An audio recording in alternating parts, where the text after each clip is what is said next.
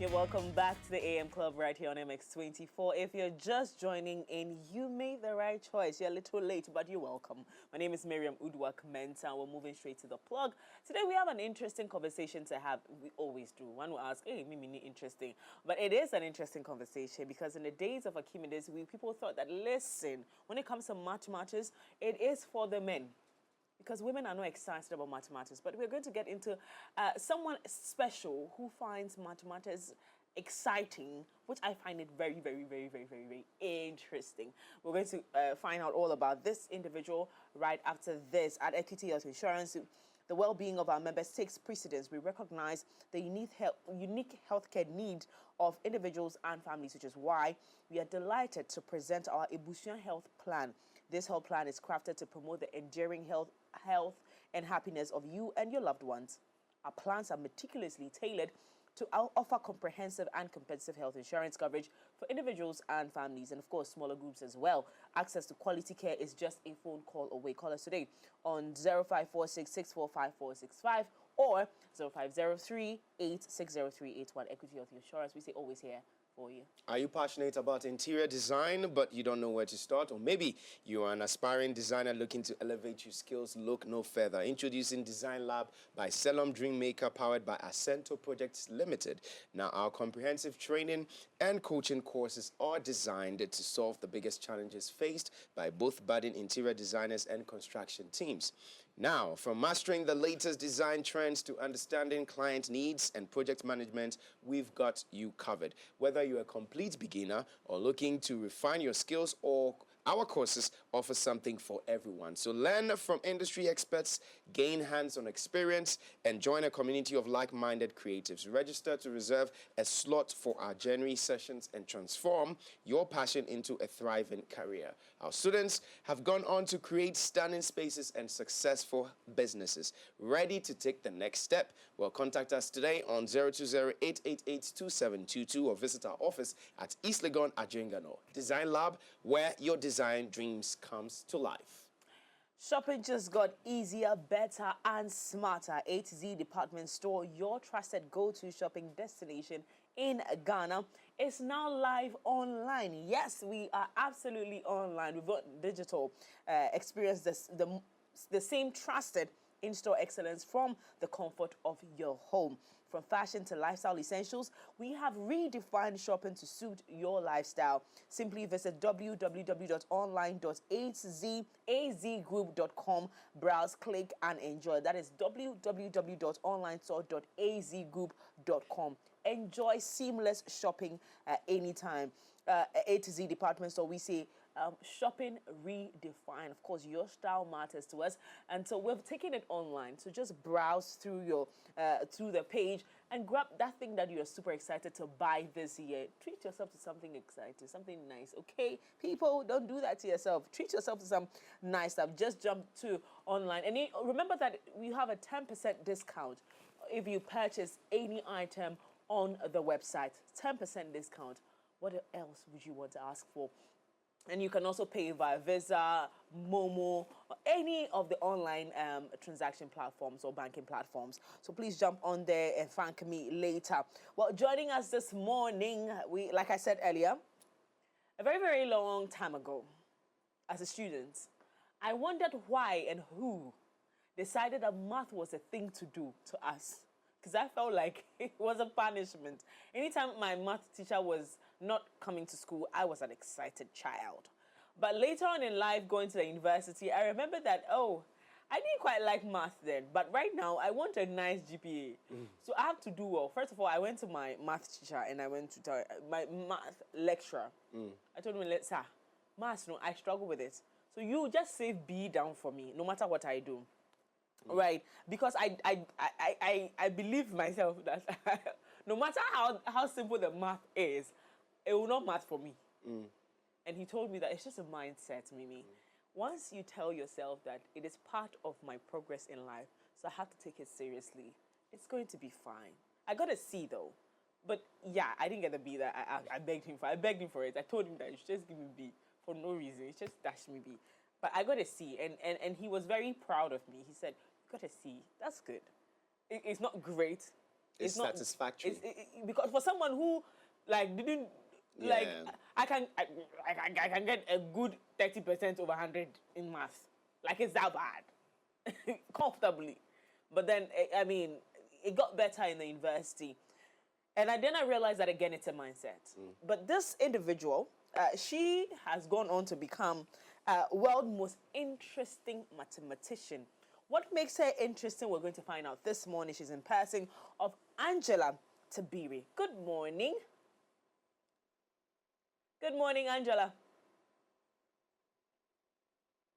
Do we still have Angela online? She's going to be joining us via Zoom. So if she's on, we would like her to unmute and speak to her. Okay, great. Hi, Angela. Hi, Miriam. Hi, Jojo. Hi. This morning. Good It's morning. good to have you. Can we call you Miss Archimedes? No name, so. Wow, I am thrilled. I am women supporting women. So I tell people I'm not feminist, but anything in support of women, I'm with it.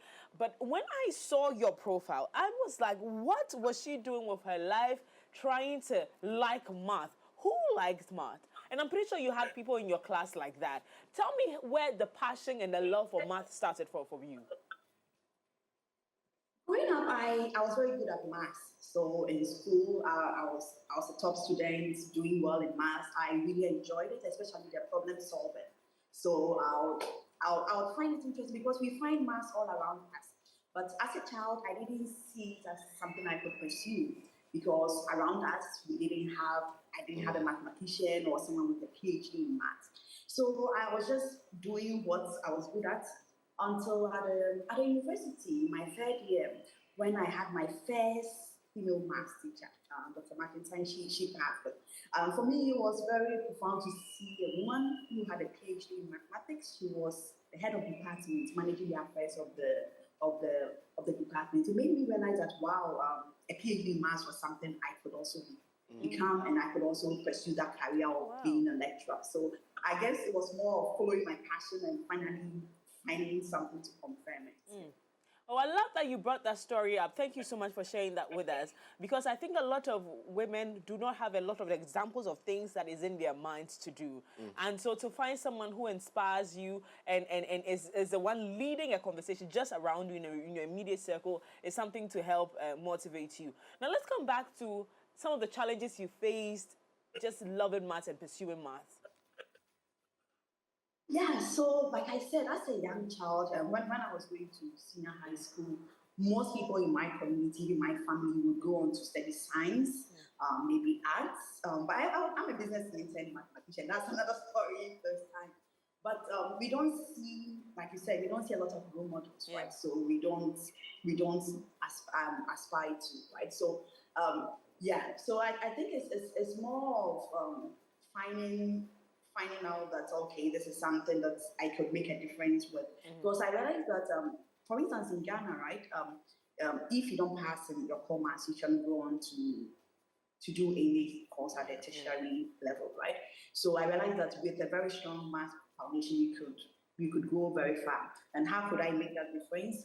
By being a lecturer, I can teach people from all backgrounds, whether they are pharmacists or they are engineers or they are from the arts or the businesses, right? And they can go on to do more in that sense. So the competition you won, right? Which means that you met other competitors who were very good as well in math. Yeah, so the competition, so this is how it worked. So Naira, he's in the UK. I've not met him in person before. I love social media because it's very powerful. So I met him on social media. He's been following my works, and he realized that I was good at making maths interesting, or also outreach to a wider audience. So he nominated me. So I received an email saying, "Oh, okay, Naira has nominated you to compete." So it brings together 16 mathematicians from all across the world, so from the US, Australia, Europe, and all across. And the goal is that we think of math as boring, right? For even most of us, right? We grew up. When I was young, math was one of we had mental, right? And you had the teacher with a cane, and if you didn't get it right, you became. So we grew up not loving maths, right? By how it's taught, but also the people who teach it, right? They don't really inspire. So they wanted us to bring maths in an interesting light to the world. You could use any means. It could be through poetry, through music, through storytelling. But I love storytelling, and so I wanted to use that part. So I started with talking about the maths in machine learning or AI. So most of us now use ChatGPT, right? Or even now we are using Zoom, we use other platforms, right? And you ask yourself, what is the foundation for all these technology that we are using, right? If you go to the very minute level, it's all mathematics, right? How is data stored? Data is stored in containers, which we call vectors. And I can go on and on and on. So for me, my goal was to demystify math, make it very interesting. So I started with that, and people loved it. People loved it. They voted for me. I went to the next round. Now in the next round, my research is in quantum algebra, and the name quantum might sound very very strange, right? But I can explain in a minute. Please do. Yeah, we learn we learn addition in school. In addition, 2 plus 3 is the same as 3 plus 2. Yeah. So we say that it is commutative. Now, when we come to subtraction, 2 minus 3 is not the same as 3 minus 2. Yeah. So the order in which we do subtraction matters. So that's non-commutative. So my research quantum algebra it means that the things that we work with, the order in which we do it matters. So an example would be English language. So these things are all around us. So you see my face here? If you spell face, we use FACE. Now we can rearrange the alphabets in face and we get cafe, which is completely different from it. So my goal was to show us that most of the abstract research that we do at this level is built on the basic things that everyone knows. And I talk about that in my second video. People loved it.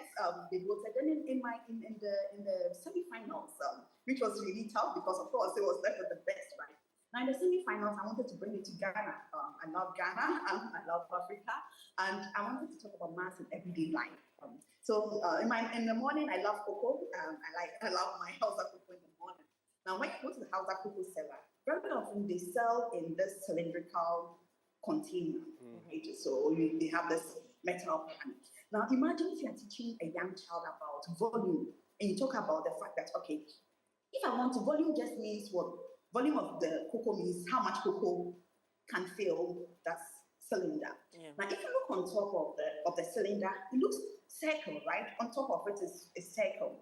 So if I want to find the volume of it, it just means literally just adding circles the height of the cylinder, right? And that gives you the formula for volume. I can go further to talk about how do you find the formula for, let's say, the area of the circle. That one you can use something really, really basic too. So I talked about that and also about the clock, right?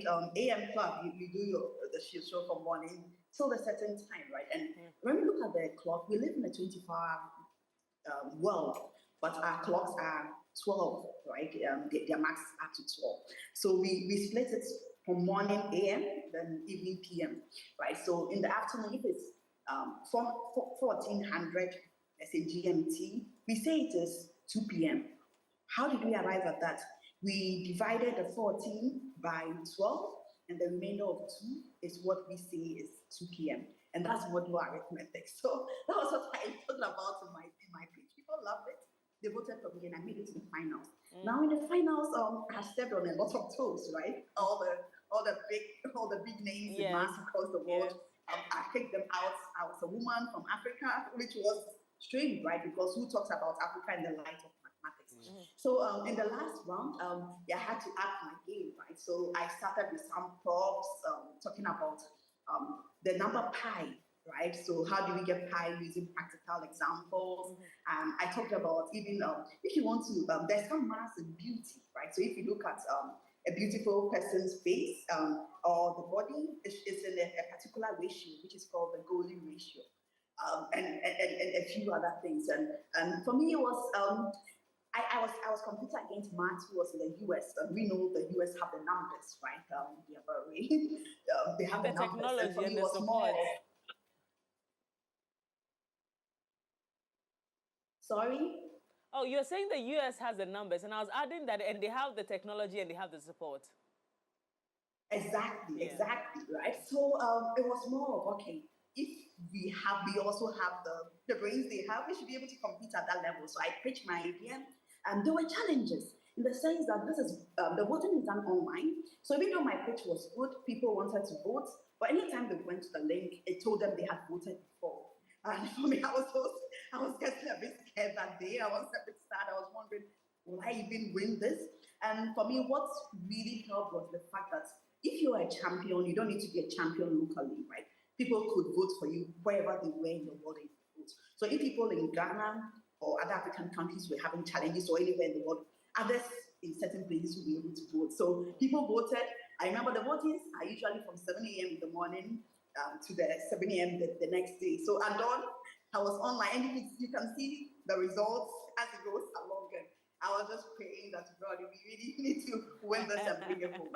And in the morning when I saw that I won, I said, "Oh God, this is you who have done it." I just cried and said, "God, thank you," because for me it was to prove a point that, right, irrespective of where we are from, we can become the world's best in anything. Yeah. And so it's a win for us all, right? Yeah, It's a win for us all. Okay.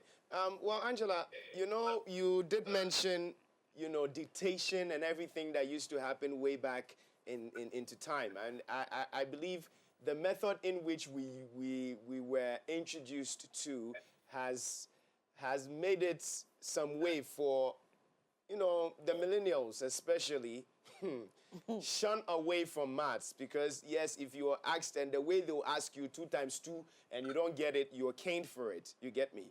Now we're in a different era. We're in the Gen Z era. Some are alpha, whatever. Yeah, alpha, beta. Alpha, beta, or whatever. Alpha generation. Alpha generation, then we have the beta. That's yes. the new ones. Now it's a different generation altogether. We have technology, springing up. We've got AI and everything. My question to you is, how well or how fun could we make the studying of maths, become, so that, those days it doesn't look like, oh, you need to really crack your brain and, there's a cane, there's this, there's that. How can we make it perfect so that people can get that interest in maths? Yes, so I'll speak a lot from the teaching perspective. So as a teacher of mathematics, right, you have to be very inspiring and encouraging, right? So very often, maths or science teachers were should I say, the most wicked teachers we had. The villains right? in our education. We didn't like them. No one liked the maths teacher at all. No one liked the maths teacher. I mean, come on. Yeah. So if you have maths teachers who are very encouraging, right? So that's one thing I've learned along the way, right? So I've had people I've worked with who are the world's best in their field, right? But they've told me that if I have any question, no matter, excuse my language, how stupid it is, I can ask it. So imagine if you learn in such an environment where your teacher encourages you to ask any question you have in your mind. It makes you clear all doubts you have. Right, so because very often for people, the reason they don't get maths is they have a lot of questions, the whys, right? They are curious and they ask the whys. But in our setting, we are trained not to ask questions, right? When you ask the teacher a question, sometimes they take it as you challenging their authority. Yeah. So we need to change that narrative of encouraging young people to ask questions. So as a teacher, you should be accommodating to it, but also in our teaching methods, right? So how do we motivate people? So if you sit in a class, the children are distracted, right? They are in a hurry to go out to play or to get their tablets or their phones to play with. But we need to tell them that this lesson that you are going to learn, even though we are in a class full of young people with diverse career options, right? You tell them the motivation that, oh, you are here, you maybe you aspire to become a cameraman, right? There's some maths in it, right? You aspire to become an engineer. There's even a lawyer, or even the traditional medical doctor. There's some maths in it. So if you motivate the topics you teach with this, then they will sit up and listen. So motivation for the topic, but also how we teach it, right?